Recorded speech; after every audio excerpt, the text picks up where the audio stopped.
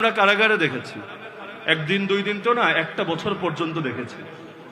বাংলাদেশে ইসলামপন্থীদের মধ্যে এমন দলও আছে যারা তাদের কর্মী দূরের কথা, সাধারণ সমর্থক যারা, এদেরকে পর্যন্ত কারাগারে প্রতিটা মুহূর্তে লক্ষ্য রাখে। কিভাবে?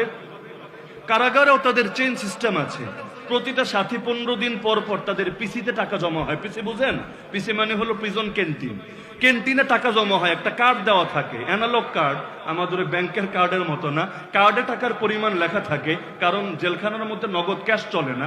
দু একটা কারাগারে চলে 2 নাম্বারই, কিন্তু মৌলিকভাবে আইন হিসাবে টাকা চলে না, বিকল্প হিসাবে কারো নামে ক্যান্টিনে আপনি টাকা জমা করতে পারবেন। তার যে একটা আমলনামা থাকবে, ছোট বই, পিসি বই বলে, এখানে সংখ্যাটা লিখে দেওয়া হবে। এটা দিয়ে সে তরকারি কিনবে, গোস্ত কিনবে, তেল কিনবে, সাবান কিনবে, এভাবে চলবে। আমরা দেখেছি একটা দলের কথা, নাম আমি নাই বলি, কারণ নাম বলা মুখ্য না, উদাহরণ দেওয়াটা মুখ্য। নাম বললে আবার বলবে প্রমোট দিচ্ছেন নাকি, দালালি করছেন নাকি। তো যে প্রসঙ্গে আমি বলছিলাম যে প্রত্যেক 15 দিন পর পর দেখেছি তাদের প্রতিটা সমর্থকের পিসিতে টাকা যোগ হয়ে যায়। পরিমাণটা আমি উল্লেখ নাই করি, তো পরিমাণটা একেবারে ছোট না, বেশ বড়। আবার 15 দিন পর আবার জমা হয়। আর বাইরে তাদের মামলা, যত বড় টাকাওয়ালা হোক, মামলা নিয়ে ফ্যামিলির টেনশন করা লাগে না, তারাই সাংগঠনিকভাবে তার মামলাটা হ্যান্ডেল করে। ফলাফল কি হয় জানেন? সে যখন জেলে ঢুকেছে ছিল সাধারণ সমর্থক, যখন বের হয় তখন এই নিয়ত নিয়ে বের হয়, আমি সারা জীবন থাকবো ত্যাগী কর্মী হয়। কারণ আরবিতে একটা প্রবাদ বাক্য আছে, আল ইনসান আব্দুল ইহসান, মানুষ কৃতজ্ঞতার দাস। আপনি আমার উপর 10 দিন ইহসান করেন, অনুগ্রহ করেন, দেখবেন অটোমেটিক আমি নরম হয়ে গেছি আপনার সামনে। টাকা দিয়ে মানুষ, সাধারণ মানুষ যারা আছেন, আমরাও তো মাদ্রাসা চালাই। অনেক সময় কি হয়, আমরা বিভিন্ন মানুষকে যারা সাধারণ কিন্তু মাদ্রাসায় মহব্বত করে দাওয়াত দিই, আসেন আমাদের ছেলেদের সঙ্গে একটু ডাল ভাত খান। বিভিন্ন অনুষ্ঠানে, বিভিন্ন উপলক্ষে আমরা দাওয়াত দিই। ফলাফল কি দেখা যায় জানেন? আমরা তো করি আল্লাহর জন্য, কিন্তু আলহামদুলিল্লাহ এই ফলাফলটাও দেখা যায় মাদ্রাসার যে কোনো বিপদে, যে কোনো ঝামেলায় বলা লাগে না, তারা এমনি এসে আগে থাকে, নিজের সর্বোচ্চটা মাদ্রাসার জন্য ব্যয় করে। তো এই যে একটা কৌশল, এটা কি কৌশল না? বলেন না কৌশল না?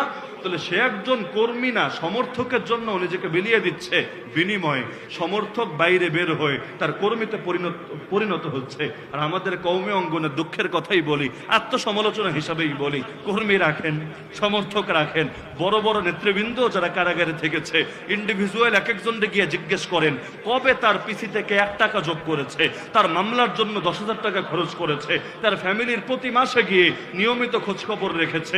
ব্যক্তিগত উদ্যোগে কেউ করলে করতে পারে, সাংগঠনিকভাবে কবে করা হয়েছে পারলে আমারে প্রমাণ দিয়েন। আমরা অধিকাংশের ক্ষেত্রে এমনটা দেখি নাই। শত শত মানুষকে নিজেদের চোখে দেখেছি, নিজেরা অভিজ্ঞতা পাড়ি দিয়েছি, কেউ কারো পাশে থাকে নাই। যেই ফ্যামিলি সেই ফ্যামিলি, যেই মানুষ সেই মানুষই, নিজের মতো করে খাটতে হয়েছে।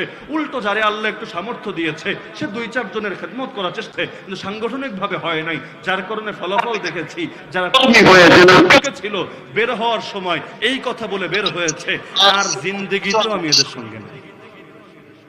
জিনিসটা কি আমাদের জন্য সুখকর না দুঃখজনক? বলেন না, সুখকর না দুঃখজনক?